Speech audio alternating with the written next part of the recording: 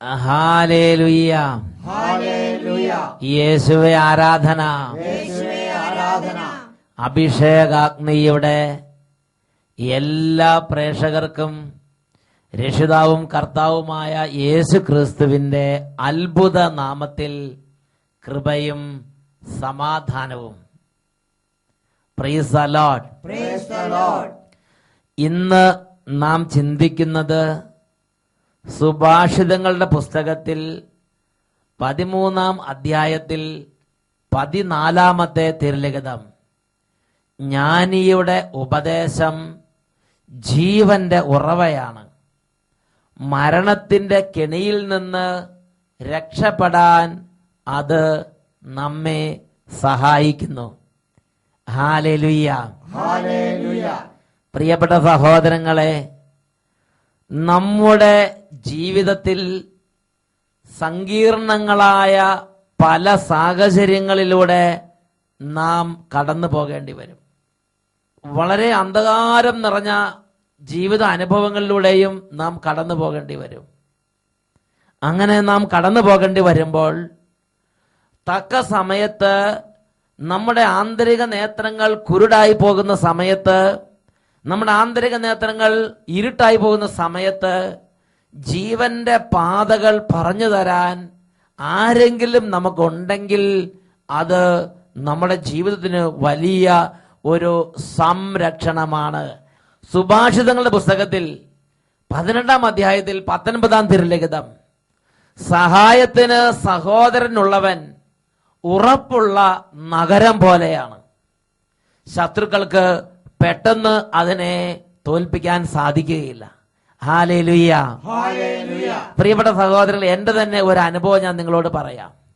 പ്രിയപ്പെട്ട സഹോദരങ്ങളെ, വൈദിക പട്ടം കിട്ടി വൈദിക ജീവിതം ആരംഭിച്ച ആ പൗരോഹിത്യ ജീവിതത്തിന്റെ ആദ്യ കാലഘട്ടങ്ങൾ, ഒരു കൊച്ചനായിരിക്കുന്ന കാലഘട്ടം 1990-കളുടെ രണ്ടാമത്തെ പകുതി, 90-കളുടെ അവസാനത്തെ കാലഘട്ടം.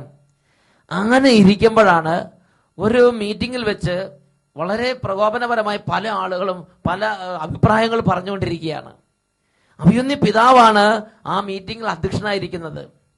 അപ്പോൾ പല അഭിപ്രായ വ്യത്യാസങ്ങളുള്ള പല വിഷയങ്ങൾ അവിടെ ചർച്ച ചെയ്യപ്പെടുകയാണ്. അപ്പോൾ എനിക്ക് ചില വിഷയങ്ങളെക്കുറിച്ച് എനിക്ക് വളരെ വികാരഭരിതമായ ചില അഭിപ്രായങ്ങൾ പറയാൻ ശക്തമായി തോന്നൽ വന്നു. അവർ തോന്നൽ വന്ന പിന്നെ വേഗം എഴുന്നേറ്റ് പറയുക, അത് സത്യമാണെന്ന് നമുക്ക് 100% ഉറപ്പുണ്ടെങ്കിൽ പറയുക എന്നുള്ളതാണ് എൻ്റെ ഒരു ബോധ്യം. അങ്ങനെ ഞാൻ വേഗം ആ ചെറുപ്പത്തിന്റെ ആ ചോരത്തളപ്പിൽ ഞാൻ വേഗം അത് പറയാൻ വേണ്ടി തയ്യാറെടുത്ത് ചാടി എഴുന്നേക്കാൻ ശ്രമിക്കുകയാണ്.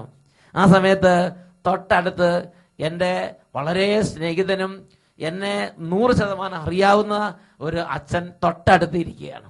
ആ അച്ഛൻ പതുക്കെ എൻ്റെ കരം പിടിച്ചിട്ട് പറഞ്ഞു, അച്ഛാ, അച്ഛനൊരു അച്ഛനാണ്, പിതാവ് ഒരു പിതാവാണ്.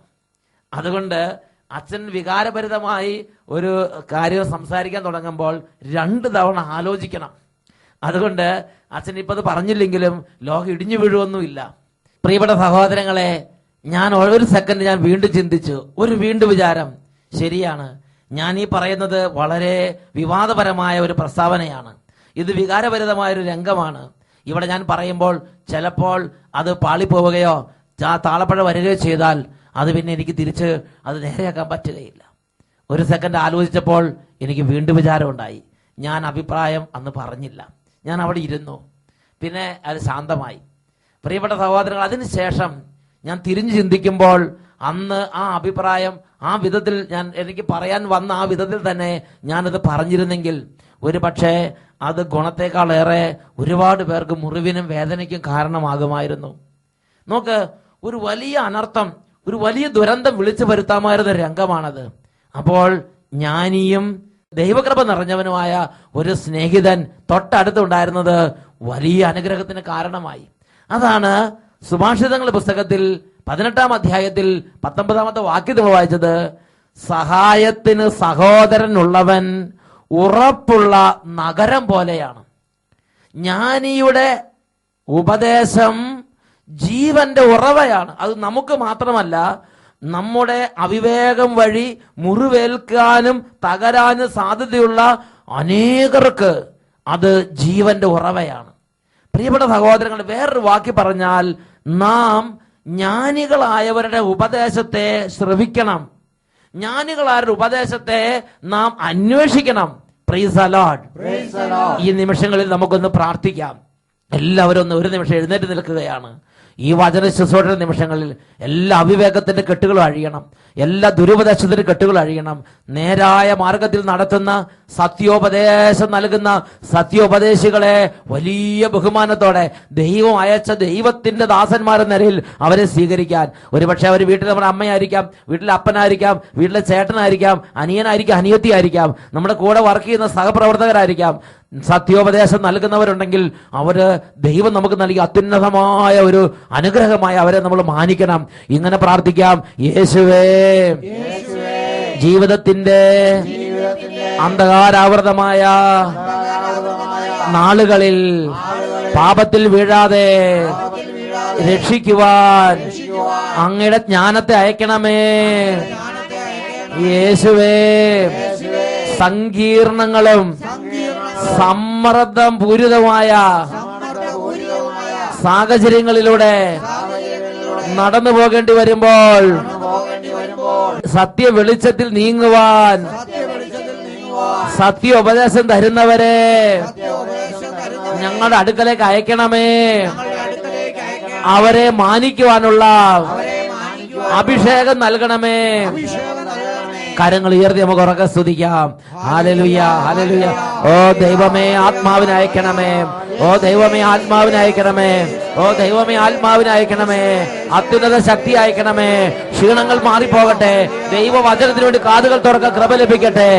ഞങ്ങളുടെ കൂടെ അങ്ങ് അയച്ചിട്ടുള്ള അങ്ങയുടെ ദാസന്മാർ പറയുമ്പോൾ ശ്രവിക്കാൻ സത്യോപദേശം സ്വീകരിക്കുന്ന ആത്മാവിനെ അയക്കണമേ. Hallelujah, hallelujah. യേശുവേ, ആരാധന, ആരാധന, ആരാധന. യേശുവേ, യേശുവേ, യേശുവേ, കൃപ വർഷിക്കണമേ. ജ്ഞാനം തുറക്കണമേ. അഭിഷേകം തുറക്കണമേ. ആരാധന, ആരാധന, ആരാധന. ഹല്ലേലൂയ, ആരാധന, ആരാധന. യേശുവേ, ആരാധന. ഇപ്പോഴും എപ്പോഴും എന്നേക്കും. Price the Lord. ഇരിക്കാം. പ്രിയപ്പെട്ട സഹോദരങ്ങളെ, സുഭാഷിതങ്ങളുടെ പുസ്തകത്തിൽ 13-ാമത്തെ അധ്യായത്തിൽ 1-ാമത്തെ തിരുലിഖിതം, ഇതിനെക്കുറിച്ച് വീണ്ടും ദൈവത്തിന്റെ വചനത്തിൽ നമ്മളോട് സംസാരിക്കാറുണ്ട്. സുഭാഷിതങ്ങൾ 13-ാം അധ്യായം 1-ാമത്തെ വാക്യത്തിൽ നമ്മൾ വായിക്കുന്നത് എങ്ങനെയാണ്?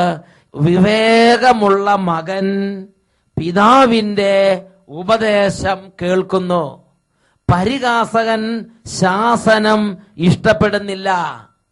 പ്രിയപ്പെട്ട സഹോദരങ്ങളെ, ഇത് വളരെ അടിസ്ഥാനപരമായ ഒരു കാര്യമാണ്.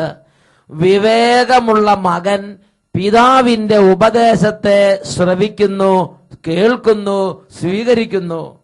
പരിഹാസകൻ ശാസനം അവഗണിക്കുന്നു. നമ്മുടെ കുടുംബത്തിൽ തന്നെ നമുക്ക് നല്ല ഉപദേശങ്ങൾ തരുന്നവരെ കർത്താവ് ഉയർത്തിയിട്ടുണ്ട്. ഒരുപക്ഷെ നമ്മുടെ കൂടപ്പിറപ്പായിരിക്കാം, ചേട്ടനോ ചേച്ചിയോ അനിയനോ അനിയത്തിയായിരിക്കാം, ഒരുപക്ഷെ നമ്മുടെ അപ്പനായിരിക്കാം, ഒരുപക്ഷെ നമ്മുടെ അമ്മയായിരിക്കാം. നമ്മുടെ ജീവിതത്തിന് നിർദ്ദേശം നൽകാൻ ഒരു വ്യക്തിയുള്ളത് അഭിമാനമായി നമ്മൾ കരുതണം. Price the Lord. ഹല്ലേലൂയ. ചിലപ്പോൾ നമ്മുടെ വികാരിച്ചനായിരിക്കാം, ചിലപ്പോൾ നമ്മുടെ കോൺവെന്റിലെ ഒരു സിസ്റ്ററോ അല്ലെങ്കിൽ നമ്മുടെ ഇടവകയിലെ കാറ്റഗിസം പറയുന്ന ഒരു കാറ്റഗിസം മാഷോ അല്ലെങ്കിൽ നല്ലൊരു മനുഷ്യനോ പ്രാർത്ഥിക്കുന്ന ഒരു വ്യക്തിയായിരിക്കാം. അവരെ ഒരു ഉപദേശം, ഒരു നിർദ്ദേശം തരുമ്പോൾ ഞാൻ നിങ്ങൾ സ്വീകരിക്കുന്ന ഒരു തുറവിയുള്ളവരാണെങ്കിൽ ഒരുപാട് തരത്തിലുള്ള പ്രതികൂലങ്ങളിൽ അത് നമുക്ക് വഴികാട്ടിയായിരിക്കും, അത് നമുക്ക് വെളിച്ചമായിരിക്കും. Price the Lord. ഒരു വ്യക്തിയുടെ അനുഭവം ഇപ്പൊ നിങ്ങളുടെ ശ്രദ്ധയിലേക്ക് കൊണ്ടുവരാം. എന്റെ പേര് ജിബി വർഗീസ്. ഞാൻ അങ്കമാലി ബസ്ലിക്ക ഇടവക അംഗമാണ്. ഞാൻ വിവാഹം കഴിഞ്ഞിട്ട് 6 വർഷം ഞങ്ങൾക്ക് മക്കളുണ്ടായിരുന്നില്ല. ആ ഒരു വലിയൊരു സങ്കടം ഞങ്ങളുടെ വീട്ടിൽ അപ്പച്ചനും അമ്മച്ചിക്കും ഞങ്ങൾക്ക് എല്ലാവർക്കും ധാരാളമായിട്ടുണ്ടായിരുന്നു. അഭിഷേകാഗ്നി കാണുമ്പോഴൊക്കെ എൻ്റെ അമ്മ, പ്രത്യേകം എൻ്റെ ഭാര്യ, ഞങ്ങളെല്ലാവരും കണ്ണീരോടെ പ്രാർത്ഥിക്കും. പലരുടെയും ജീവിതത്തിൽ ദൈവം ഇടപെടുന്നതായിട്ട് പറയുന്നുണ്ട്. എന്തുകൊണ്ടാണ് ഞങ്ങളുടെ ജീവിതത്തിൽ ഇടപെടാത്തത്? അങ്ങനെ കാഞ്ഞൂര് വട്ടായിലച്ഛന്റെ കൺവെൻഷൻ നടക്കുന്ന സമയത്ത് ബഹുമാനപ്പെട്ട സെബാസ്റ്റ്യൻ കളപ്പുരയ്ക്കൽ അച്ഛൻ ഞങ്ങളോട് പറഞ്ഞു, അവിടെ വന്ന് വട്ടായിലച്ഛനെ ഒന്ന് കാണണം. അങ്ങനെ സെബാസ്റ്റ്യൻ അച്ഛന്റെ ഒരു റെക്കമെൻഡേഷനോട് കൂടിയിട്ട് അച്ഛന്റെ മുറിയിൽ അച്ഛൻ ഞങ്ങൾക്ക് വട്ടായിലച്ഛനെ കാണാനുള്ള അവസരമുണ്ടാക്കി. വട്ടായിലച്ഛനെ കാത്ത് ഞങ്ങൾ 1.5 മണിക്കൂർ അവിടെ നിന്നു, അച്ഛന്റെ മുറിയിൽ വരുന്നതും കാത്ത്. അങ്ങനെ വട്ടായിലച്ഛൻ വന്നു. ഞങ്ങളുടെ മേളിൽ കൈവച്ച് 1 മിനിറ്റ് പ്രാർത്ഥിച്ചു. അപ്പൊ ഞങ്ങൾ വിചാരിച്ചിരുന്നത് വട്ടായിലച്ഛൻ വന്ന് പ്രാർത്ഥിക്കും, ഞങ്ങളുടെ എല്ലാ വിഷമങ്ങളും അച്ഛനോട് പറയാം, അച്ഛൻ ഇതെല്ലാം കേൾക്കും. അങ്ങനെ അച്ഛന്റെ ഭാഗത്തു നിന്ന് ഒന്നും കൊണ്ട് ചോദിച്ചില്ല. അച്ഛൻ 1 മിനിറ്റ് പ്രാർത്ഥിച്ചുകൊണ്ട് പറഞ്ഞു, ധൈര്യമായി പോകുക, നിങ്ങളുടെ എല്ലാ കാര്യത്തിനും ദൈവം പരിശുദ്ധ അമ്മയിലൂടെ ഒരു മറുപടി തരും, അമ്മയോട് മുട്ടിപ്പായി വിളിച്ച് പ്രാർത്ഥിക്കുക എന്ന് പറഞ്ഞു. അങ്ങനെ ഞങ്ങൾ പുറത്തിറങ്ങി സെബാസ്റ്റ്യൻ അച്ഛനോട് പറഞ്ഞു, അച്ഛാ ഈ കാര്യങ്ങൾ വിചാരിച്ച പോലൊന്നും നടന്നില്ല, അച്ഛൻ ഞങ്ങളോട് ആകെ പറഞ്ഞത് പ്രാർത്ഥിക്കാം എന്ന് മാത്രമേ ഉള്ളൂ. അപ്പോൾ സെബാസ്റ്റ്യൻ അച്ഛൻ അകത്ത് പോയിട്ട് പുറത്തേക്ക് ഇറങ്ങിയിട്ട് എന്നോട് പറഞ്ഞു, നിന്റെ കല്യാണം കഴിഞ്ഞിട്ട് അന്ന് 5.5 വർഷമാണ് ആയിട്ട് 2010 പകുതിക്കാണ് ഞങ്ങൾ അവിടെ കൺവെൻഷന് പോയത്. നിന്റെ കല്യാണം കഴിഞ്ഞിട്ട് 5.5 വർഷമല്ലേ ആയിട്ടുള്ളൂ, ഇവിടെ 14 വർഷമുള്ളവരാണ് ആ നിൽക്കുന്ന 4 പേര്. അച്ഛൻ മാതാവിന്റെ മാധ്യസ്ഥത്താൽ പ്രാർത്ഥിക്കാൻ പറഞ്ഞുവെങ്കിൽ തീർച്ചയായിട്ടും നീ അമ്മയോട് പ്രാർത്ഥിക്ക്, നിങ്ങൾക്ക് ആ കൊച്ചിന് ലഭിക്കും. അങ്ങനെ അഭിഷേകാഗ്നി പ്രാർത്ഥന നടക്കുമ്പോൾ ഞങ്ങൾ പ്രത്യേകമായി പ്രാർത്ഥിക്കാൻ തുടങ്ങി. 2-3 വർഷമായിട്ട് ഞങ്ങളുടെ ഇടവകയിൽ അങ്കമാലി ബസിലിക്കയിലെ ആരോഗ്യമാതാവിന്റെ തിരുനാള് ഏറ്റെടുത്ത് നടത്താൻ ഞങ്ങൾ ആഗ്രഹിച്ചു നടക്കുന്നു. 2011 അത് നടത്താനുള്ള ഒരു അവസരം ഞങ്ങൾക്ക് ലഭിച്ചു. അങ്ങനെ 2011 ആരോഗ്യമാതാവിന്റെ തിരുനാള് 2011 സെപ്റ്റംബർ 11 ഞങ്ങൾ അങ്കമാലി ഇടവകയില് പ്രസിദ്ധേന്തിയായിട്ട് ഇതേ നിയോഗത്തിൽ മാതാവിന്റെ പെരുന്നാൾ കഴിച്ചു. അതിനുശേഷമുള്ള അഭിഷേകാഗ്നി ശുശ്രൂഷയിലും അട്ടപ്പാടിയിലേക്കുള്ള പ്രത്യേകമായിട്ടുള്ള യാചനാ പ്രാർത്ഥനയിലും ഞങ്ങൾ എഴുതി അയച്ചു. ഈ വർഷം ഞങ്ങൾ ഇത് പ്രതീക്ഷിക്കുന്നുണ്ട്, ഈ വർഷം മാതാവ് വഴി ഒരു അത്ഭുതം പ്രതീക്ഷിക്കുന്നുണ്ട് എന്ന്. അത്ഭുതം എന്ന് പറയട്ടെ, 3 മാസം കഴിഞ്ഞപ്പോൾ ഭാര്യ ഗർഭിണിയായി. വീണ്ടും ഞങ്ങൾക്ക് ഭയങ്കര ടെൻഷനായിരുന്നു. കാരണം 6 വർഷമൊക്കെ കഴിഞ്ഞിട്ട് കുട്ടി ഉണ്ടാകാൻ പോകുന്നു. അത് പലപ്പോഴും റിസ്ക് പ്രഗ്നൻസി ആണെന്ന് പറയപ്പെടുന്നു. പക്ഷേ ഞങ്ങളുടെ കാര്യത്തിൽ ഡോക്ടർമാർ ഞങ്ങളോട് പറഞ്ഞതല്ലാതെ ഒരു പ്രത്യേകമായിട്ടുള്ള ഒരു സംരക്ഷണം ഞങ്ങൾക്കുള്ളതായിട്ട് ഞങ്ങൾക്ക് തോന്നിയിരുന്നു. കാരണം ഞങ്ങളുടെ ഒരു പരിപാടിക്കും ഞങ്ങളുടെ ജോലിക്കോ മറ്റോ ഒരു തടസ്സമുണ്ടാക്കാത്ത രീതിയിലുള്ള ഒരു ആരോഗ്യം ദൈവം ഞങ്ങൾക്ക് നൽകി എന്ന് ഞങ്ങൾ വിശ്വസിക്കുന്നുണ്ട്. ഡേറ്റ് പറഞ്ഞിരുന്നത് സെപ്റ്റംബർ 26 ആയിരുന്നു. ഈ മാസം 26 ആയിരുന്നു ഡേറ്റ് പറഞ്ഞിരുന്നത്. ഈ മാസം 11 ഒരു ചെക്കപ്പിന് വേണ്ടി ഞങ്ങൾ ഹോസ്പിറ്റലിൽ ചെന്നു. അവിടെ വെച്ച് ഒരു ചെറിയ പെയിൻ അനുഭവപ്പെട്ടു. അപ്പോൾ ഡോക്ടർ പറഞ്ഞു, ഇത് ശരിക്കും ഒറിജിനൽ ഡെലിവറിക്കുള്ളൊരു പെയിനാണ്, അതുകൊണ്ട് ലേബർ റൂമിലേക്ക് പ്രവേശിപ്പിക്കണമെന്ന് പറഞ്ഞു. ലേബർ റൂമിലേക്ക് ഞങ്ങൾ ഒന്നും കൊണ്ടുപോയിട്ടുണ്ടായിരുന്നില്ല, നേരെ ലേബർ റൂമിലേക്ക് കയറ്റി. ഉടനെ ഞങ്ങൾ ഓർത്തു, കഴിഞ്ഞ വർഷം സെപ്റ്റംബർ 11 ആരോഗ്യമാതാവിന്റെ പെരുന്നാൾ ഞങ്ങൾ ആഘോഷിച്ചത്, ഞങ്ങൾ നടത്തിയത്. ഈ സെപ്റ്റംബർ 11 ഇതാ ദൈവം ഞങ്ങൾക്കായിട്ട് ഒരുക്കുന്നു. അങ്ങനെ ഈ രാവിലെ 9 മണിക്ക് ലേബർ റൂമിലേക്ക് കയറ്റി ഞങ്ങൾ പ്രാർത്ഥിച്ചുകൊണ്ടിരുന്നു. എന്റെ പെങ്ങള് അമ്മയും അട്ടപ്പാടി സഹിയോനിലേക്ക് പ്രത്യേക മധ്യസ്ഥ പ്രാർത്ഥനയ്ക്ക് അയച്ചു. അവിടെ നിന്ന് ഞങ്ങൾക്ക് 12 മണിയോട് കൂടിയിട്ട് ഒരു അറിയിപ്പ് ലഭിച്ചു. അറിയിപ്പ് ഇതാണ്: വിശ്വാസ പ്രമാണം ചൊല്ലുക, നോർമൽ ഡെലിവറി ആയിരിക്കുമെന്ന്. ഞങ്ങൾ കാത്തിരുന്നു, വിശ്വാസ പ്രമാണം ചൊല്ലി. സെപ്റ്റംബർ 11 4:50 നല്ലൊരു പെൺകുഞ്ചിനെ ദൈവം ഞങ്ങൾക്ക് നൽകി എന്ന്.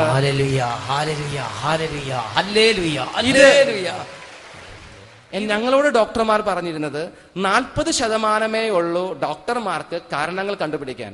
60% ഇത് അജ്ഞാതമാണ്. എന്തുകൊണ്ട് പ്രഗ്നൻസി, എന്തുകൊണ്ട് കുട്ടി ഉണ്ടാകുന്നില്ല എന്നുള്ളത്. തീർച്ചയായിട്ടും സങ്കീർത്തനം 127:3 തിരിച്ചു പോകുന്നു. മക്കൾ ദൈവത്തിന്റെ ദാനമാണ്, ഉദരഫലം അവിടത്തെ സമ്മാനം. Hallelujah, hallelujah, hallelujah. പ്രിയപ്പെട്ട സഹോദരങ്ങളെ, പരിശുദ്ധ അമ്മയോടുള്ള പ്രാർത്ഥന ഒരു ചെറിയ പ്രാർത്ഥന എന്ന് ചിന്തിക്കരുത്. നമ്മുടെ സഭയിലെ വിശ്വാസത്തിന്റെ വലിയൊരു മേഖലയാണ് പരിശുദ്ധ അമ്മയോടുള്ള കൂട്ടായ്മ, പരിശുദ്ധ അമ്മയുടെ മധ്യസ്ഥം വിളിച്ചുള്ള പ്രാർത്ഥന. Price the Lord. അന്ന് കാഞ്ഞൂർ പള്ളി ഞാൻ ഓർക്കുന്നുണ്ട്, ഭയങ്കര തിരക്ക്. 1 മിനിറ്റ് എനിക്ക് കൈവച്ച് പ്രാർത്ഥിക്കാൻ പറ്റുള്ളൂ. 1 മിനിറ്റ് പ്രാർത്ഥിച്ച സമയത്ത് പെട്ടെന്ന് പരിശുദ്ധ അമ്മേനെ കാണുന്നത്. പിന്നെ എനിക്ക് അതിനകത്ത് കാര്യമായിട്ട് വേറെ ഒന്നും പറയാനില്ല. ഒന്ന് അമ്മയോട് പ്രാർത്ഥിക്കും, ദൈവം കാര്യം നടക്കുമെന്ന് പറഞ്ഞു. അതേപോലെ തന്നെ ഇവരത് അനുസരിച്ച്, കാര്യം ഒരു പഠിപ്പും എല്ലാ കാര്യത്തിലും ദൈവത്തിന് അനുഗ്രഹമുള്ള കുടുംബമാണ്. പക്ഷേ അത് ധിക്കരിക്കാൻ അവർക്ക് തോന്നിയില്ല. അവരനുസരിച്ച് ഒരച്ഛൻ പറഞ്ഞ കാര്യമുണ്ട്. അങ്ങനെ പരിശുദ്ധ മാതാവിന്റെ മധ്യസ്ഥതയിൽ അവർ ഈ എടവപ്പള്ളി തന്നെ ഒരു പ്രാർത്ഥന നടത്തി. ദൈവം അവരെ അനുഗ്രഹിച്ചു. ആ സെപ്റ്റംബർ 11 തന്നെ കുട്ടി ജനിക്കാൻ തക്ക ഇത് പരിശുദ്ധ അമ്മയുടെ മധ്യസ്ഥം വഴിയുള്ള കുട്ടിയാണെന്ന് ഇവർക്ക് ബോധ്യം കിട്ടാൻ വേണ്ടി ഇവരെന്നാണോ മാതാവിന് ആ തിരുനാൾ ആ ഡേറ്റ് തന്നെ ഒരു കുട്ടിയെ കൊടുത്തങ്ങ് അനുഗ്രഹിച്ചു. ഹല്ലേലൂയ. പ്രിയപ്പെട്ട സഹോദരങ്ങളെ, ആ ഒരു കുടുംബത്തിന്റെ ആ ഒരു അനുഭവം നിങ്ങൾ ശ്രദ്ധിക്കുക. അവര് ഇങ്ങനൊരു സങ്കീർണ സാഹചര്യം വന്നിരിക്കുകയാണ്. അപ്പോൾ അവർ അച്ഛനെ കാണാൻ ഒരുപാട് പ്രതീക്ഷയോടെ ഇരുന്നു. പക്ഷേ ഒരു മിനിറ്റ്, ആ ഒരു സമയം അവർക്ക് ഒരുപക്ഷെ നിരാശയിലേക്ക് പോകാൻ സാധ്യതയുള്ളൊരു സമയമായിരുന്നു. ഒരുപക്ഷെ നിഷേധ ചിന്തകളിലേക്ക് പോകാൻ സാധ്യതയുള്ളൊരു സമയമായിരുന്നു. അപ്പോൾ പെരിയ ബഹുമാനപ്പെട്ട സെബാസ്റ്റ്യൻ കളപ്പുരച്ചൻ, കാഞ്ഞൂർ തീർത്ഥാടന കേന്ദ്രത്തിന്റെ ആ ഫൊറോന പള്ളിയുടെ വികാരിയച്ഛനായിരുന്ന ബഹുമാനപ്പെട്ട സെബാസ്റ്റ്യൻ കളപ്പുരച്ചൻ ഒരു ജ്ഞാനം പകർന്നു കൊടുത്തു. നിന്നോട് മാതാവിനോട് പ്രാർത്ഥിക്കാനല്ല പറഞ്ഞിരിക്കുന്നത്, നീ മാതാവിനോട് പ്രാർത്ഥിക്കുക. ഒരു 2-3 സെന്റൻസ് അച്ഛൻ പറഞ്ഞു. അതെല്ലാം ദൈവത്തിന്റെ ജ്ഞാനമായിരുന്നു. അപ്പോൾ ഇവരുടെ ഹൃദയത്തെ ഗ്രസിക്കാമാകുന്ന ഇരുട്ടെല്ലാം ഓടിയാകുന്നു. ഇരുട്ടെല്ലാം പമ്പ കടന്ന് ഇവർക്ക് ഒരു കൂടുതൽ തുറവി, കൂടുതൽ ഉന്മേഷം, കൂടുതൽ പ്രത്യാശ, കൂടുതൽ സ്നേഹം ഹൃദയത്തിലേക്ക് അങ്ങോട്ട് പ്രവഹിക്കാൻ തുടങ്ങി. അതാണ് സുഭാഷിതങ്ങളുടെ പുസ്തകത്തിൽ 13-ാം അധ്യായത്തിൽ 14-ാം തിരുലിഖിതം, ജ്ഞാനിയുടെ ഉപദേശം ജീവന്റെ ഉറവയാണ്. അത് ജീവനിലേക്ക് അങ്ങോട്ട് നയിക്കും. ജീവന്റെ ഉറവയാണ്. ഉറവയെന്ന് വെള്ളം വരും. പിന്നെ പ്രത്യാശ, ഉത്സാഹം, പ്രാർത്ഥന, ദൈവഭക്തി, എല്ലാ പോസിറ്റീവ് കാര്യങ്ങളും അവിടെ അങ്ങോട്ട് ജ്വലിക്കാൻ തുടങ്ങി. പ്രിയപ്പെട്ട സഹോദരങ്ങളെ, ആ ബഹുമാനപ്പെട്ട ആ സെബാസ്റ്റ്യൻ കളപ്പുരക്കലച്ചൻ ആ പറഞ്ഞ വാക്കുകൾ, അതാണ് ശരിക്കും ജ്ഞാനിയുടെ ഉപദേശം. ഹല്ലേലൂയ. ഇതുപോലുള്ള സങ്കീർണ സാഹചര്യങ്ങളിൽ അല്ലെങ്കിൽ ആ നിർണായക സമയത്ത് ഇതേപോലെ ജ്ഞാനിയുടെ ഒരു ഉപദേശം നമുക്ക് ആവശ്യമാണ്. നമ്മുടെ ഹൃദയം നല്ലതാണ്, എല്ലാവരും നല്ലത് തന്നെ. പക്ഷെ തക്ക സമയത്ത് ആ ഒരു ഉപദേശം കിട്ടുമ്പോഴാണ് നമ്മൾ ഇരുട്ടിൽ നിന്ന് പ്രകാശത്തിലേക്ക് നീങ്ങുന്നത്. അല്ലെങ്കിൽ ജീവിത അന്ധകാരാവൃതമാകാനുള്ള സാധ്യതയുണ്ട്. അതാണ് വീണ്ടും സുഭാഷിതങ്ങളുടെ പുസ്തകത്തിൽ 18-ാം അധ്യായത്തിലെ 15-ാമത്തെ തിരുലിഖിതം വചനം പഠിപ്പിക്കുന്നത് എങ്ങനെയാണ്? ബുദ്ധിമാൻ അറിവ് നേടുന്നു, വിവേകി ജ്ഞാനത്തിന് കാതോർക്കുന്നു. അപ്പൊ നമ്മുടെ ജീവിതത്തിൽ നമ്മളൊരു വിവേകത്തിന്റെ അഭിഷേകം പ്രാപിച്ചാൽ, വിവേകിയെ കുറിച്ച് ദൈവത്തിന്റെ വചനം വെളിപ്പെടുത്തുകയാണ്, വിവേകി ജ്ഞാനത്തിന് കാതോർക്കുന്നു. എന്നാൽ നമ്മളൊരു വഷളനോ ഒരു വെറിയനോ ഒരു പരിഹാസകനോ ആണെന്നിരിക്കട്ടെ, ദുഷ്ടനോ വഷളനോ വെറിയനോ പരിഹാസകനാണെങ്കിൽ ദൈവത്തിന്റെ വചനം പഠിപ്പിക്കുകയാണ്, സുഭാഷിതങ്ങളുടെ പുസ്തകം 13-ാം അധ്യായത്തിൽ 1-ാമത്തെ തിരുലിഖിതം, പരിഹാസകൻ ശാസനം ഇഷ്ടപ്പെടുന്നില്ല, പരിഹാസകൻ നിർദ്ദേശങ്ങൾ ഇഷ്ടപ്പെടുന്നില്ല. പരിഹാസകന് ഉപദേശം കേൾക്കുമ്പോൾ തന്നെ പ്രകോപനം ഉണ്ടാവും, വെറുപ്പ് തോന്നും, എടുത്തു ചാടും, കടിച്ച് എന്നെ ആരും ഉപദേശിക്കാൻ പറയണ്ട, ചാടി മറിയുന്ന ഒരു പ്രത്യേക തരത്തിലുള്ള ഒരു സ്വഭാവം, ഒരു പ്രത്യേക തരത്തിലുള്ള ഒരു വികട സ്വഭാവം അദ്ദേഹത്തെ അലട്ടാൻ തുടങ്ങും. കാരണം ബേസിക്കായി പരിഹാസകനാണ്. എന്നാൽ വിവേകമുള്ള ഒരു ഹൃദയമാണ് നമുക്കെങ്കിൽ, ഇന്ന് നമ്മളോട് പറഞ്ഞ കുടുംബം വിവേകമുള്ള ഒരു ഹൃദയം, വിവേകമുള്ള ഒരു മനസ്സ്. അതുകൊണ്ട് ഒരു ജ്ഞാനിയുടെ ഉപദേശത്തെ സ്വീകരിച്ച് അവർ അറിവ് പ്രാപിച്ചു. ജ്ഞാനിയുടെ ഉപദേശത്തിന് കാതോർത്ത് അവർ കുടുംബത്തിലെ വലിയ ഒരു പ്രതികൂലത്തെ തരണം ചെയ്യാൻ ദൈവത്തിൽ നിന്ന് ശക്തിയുള്ളവരായി മാറി. ജ്ഞാനത്തിന്റെ പുസ്തകത്തിൽ 9-ാം അധ്യായം 18-ഉം 19-ഉം തിരുലിഖിതങ്ങൾ, ജ്ഞാനം ഭൂവാസികളുടെ പാത നേരെയാക്കി, അങ്ങേക്ക് പ്രസാദമുള്ളവ അവരെ പഠിപ്പിക്കുകയും ചെയ്തു. പ്രിയപ്പെട്ട സഹോദരങ്ങളെ, നമ്മുടെ ജീവിതത്തിൽ ദൈവത്തിന്റെ ഈ ജ്ഞാനം ഉപദേശിച്ചു തരുന്ന ഓരോ വ്യക്തികളെയും ദൈവം അയച്ചു തരാൻ വേണ്ടി നമ്മൾ പ്രാർത്ഥിക്കണം. കാരണം അതിന് ഒരുപാട് സ്ഥാനമുണ്ട്. ഭൂവാസികളുടെ പാത നേരെയാക്കുന്നത് ഈ ജ്ഞാനമാണ്. ഭൂവാസികൾക്ക് വിവേകം ഉപദേശിച്ചു കൊടുക്കുന്നത് ജ്ഞാനമാണ്. ജ്ഞാനത്തിന്റെ പുസ്തകം 9-ാം അധ്യായം അതിൽ 19-ാം വാക്യത്തിൽ പറയുകയാണ്, അവർ രക്ഷപ്പെടുകയും ചെയ്തു. അനേക കെണികളിൽ നിന്ന്, അനേക അനർത്ഥങ്ങളിൽ നിന്ന്, അനേക തകർച്ചകളിൽ നിന്ന്, അനേക പാപത്തിൽ നിന്ന്, അനേക ദുരന്തങ്ങളിൽ നിന്ന് രക്ഷപ്പെടാൻ സഹായിക്കുന്ന ജ്ഞാനമുണ്ട്. നമുക്കത് നഷ്ടപ്പെട്ടു പോകുമ്പോൾ അത് ആരെങ്കിലും ഉപദേശിച്ചു തരാൻ നമുക്ക് വേണം. Price the Lord. കൊളോസ്യസ് ലേഖനം 3-ാം അധ്യായം 16-ാം തിരുലിഖിതം, നിങ്ങൾ പരസ്പരം ഉപദേശിക്കുമ്പോഴും പഠിപ്പിക്കുമ്പോഴും കൃതജ്ഞത നിറഞ്ഞ ഹൃദയങ്ങളോടെ ദൈവത്തിന് സങ്കീർത്തനങ്ങളും ഗാനങ്ങളും ആത്മീയതകളും പാടുമ്പോഴും ക്രിസ്തുവിന്റെ വചനം നിങ്ങളിൽ സമൃദ്ധമായി വസിക്കട്ടെ.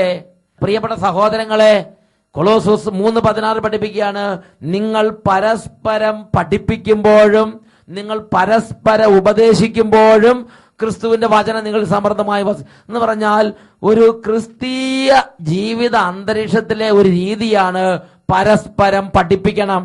നമ്മുടെ കുടുംബത്തിൽ നിന്ന് ഒരാൾ അല്പം വ്യതിചലിച്ച് പോകുമ്പോൾ കൂടപ്പിറപ്പുകൾ പരസ്പരം തിരുത്തണം, പറഞ്ഞു കൊടുക്കണം, അത് ചെയ്യരുത്, അങ്ങനെ ഇരിക്കരുത്. പ്രായത്തിൽ മൂത്തവർ വരുമ്പോൾ എഴുന്നേറ്റ് നിൽക്കണം, ദേ നുണ പറയരുത്, അങ്ങനെ ചെയ്യുന്നത് തെറ്റാണ്. പ്രഭാതത്തിൽ എഴുന്നേറ്റ് ദേവാലയത്തിലേക്ക് പോകണം, ആദ്യ വെള്ളിയാഴ്ച കുമ്പസാരിക്കണം.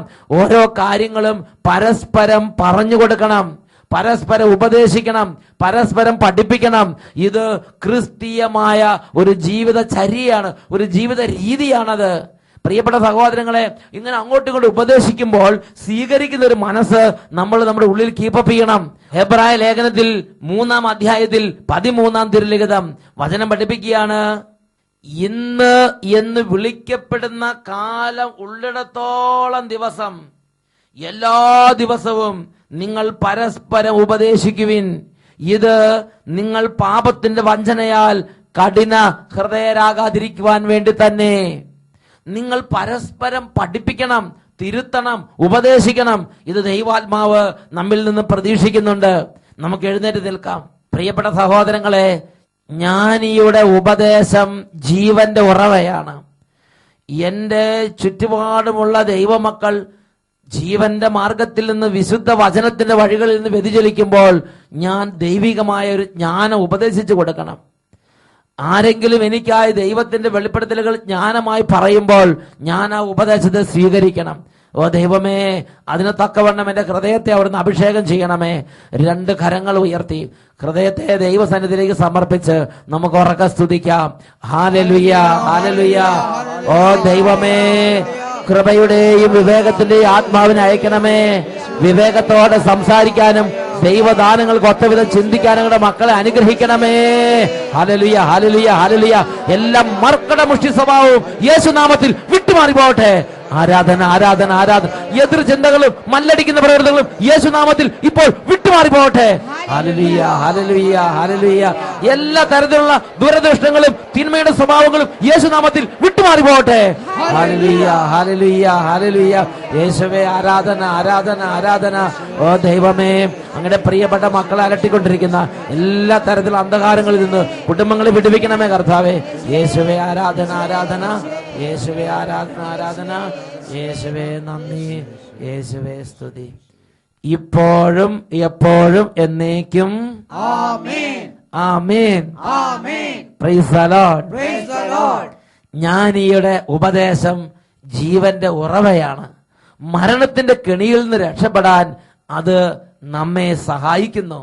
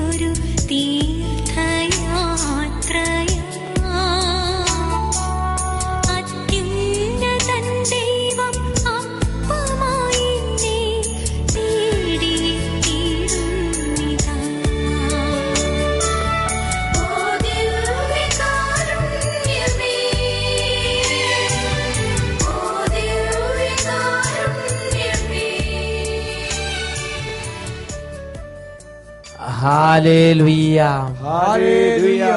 ഈ നിമിഷങ്ങളിൽ 2 കരങ്ങൾ ഉയർത്തി ഒരുമിച്ച് നമുക്ക് യേശുവിനെ നാമം വിളിക്കാം. യേശുവിനെ നാമം വിളിക്കുന്ന എല്ലാ സ്ഥലങ്ങളിലും സാത്താനും തകർച്ചകളും രോഗങ്ങളും അന്ധകാരങ്ങളും പൊട്ടിയമർന്ന് വീഴുന്നു. വലിയ സൗഖ്യങ്ങളും അനുഗ്രഹങ്ങളും സന്തോഷവും സമാധാനവും ആ ദേശങ്ങളിലേക്ക് നിറയുന്നു. കരങ്ങൾ ഉയർത്തി യേശുവിനെ വിളിക്കട്ടെ. യേശുവേ യേശുവേ യേശുവേ യേശുവേ യേശുവേ യേശുവേ യേശുവേ യേശുവേ യേശുവേ യേശുവേ യേശുവേ യേശുവേ യേശുവേ. എല്ലാവരും യേശുവിന്റെ നാമം വിളിക്കുന്നു, കരങ്ങൾ ഉയർത്തി വിളിക്കുന്നു. കുടുംബങ്ങൾ അന്ധകാരങ്ങൾ തകരട്ടെ. മാരക വ്യാധികളെ ബന്ധിക്കുന്നു, കുടുംബ കലഹങ്ങളെ ബന്ധിക്കുന്നു, പൈശാചിക പീഡകളെ ബന്ധിക്കുന്നു. അന്ധകാര ശക്തികൾ അമരട്ടെ. ആരാധന ആരാധന ആരാധന.